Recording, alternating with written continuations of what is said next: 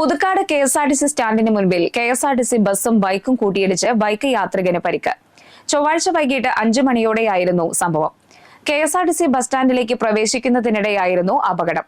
സ്റ്റാൻഡിലേക്ക് പ്രവേശിക്കുകയായിരുന്ന KSRTC ബസും അതുവഴി സഞ്ചരിച്ചിരുന്ന ബൈക്കും തമ്മിലാണ് അപകടം സംഭവിച്ചത്. ഇടിയുടെ ആഘാതത്തിൽ ബൈക്ക് യാത്രികന് റോഡിലേക്ക് തെറിച്ചു വീണ് പരിക്ക് പറ്റി. സമീപത്തുണ്ടായിരുന്നവർ ചേർന്ന് ഉടൻ തന്നെ രക്ഷാപ്രവർത്തനം നടത്തി. പരിക്കേറ്റ ബൈക്ക് യാത്രികനെ തൃശൂർ ജില്ലാ ജനറൽ ആശുപത്രിയിൽ പ്രവേശിപ്പിച്ചു. പുതുക്കാട് പോലീസ് മേൽ നടപടികൾ സ്വീകരിച്ചു. സ്റ്റാൻഡിലേക്ക് പ്രവേശിക്കേണ്ട വാഹനങ്ങൾ സർവീസ് റോഡ് ഉപയോഗിക്കാത്തത് അപകടങ്ങൾക്ക് വഴിവെക്കുന്നതായി നാട്ടുകാർ പറഞ്ഞു.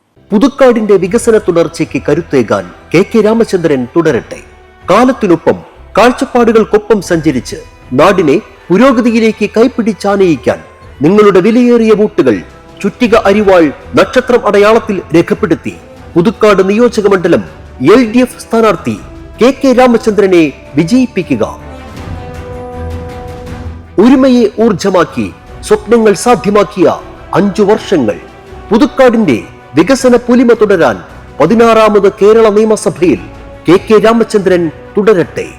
ഒന്നായി തുടരാം നവകേരളത്തിനായി.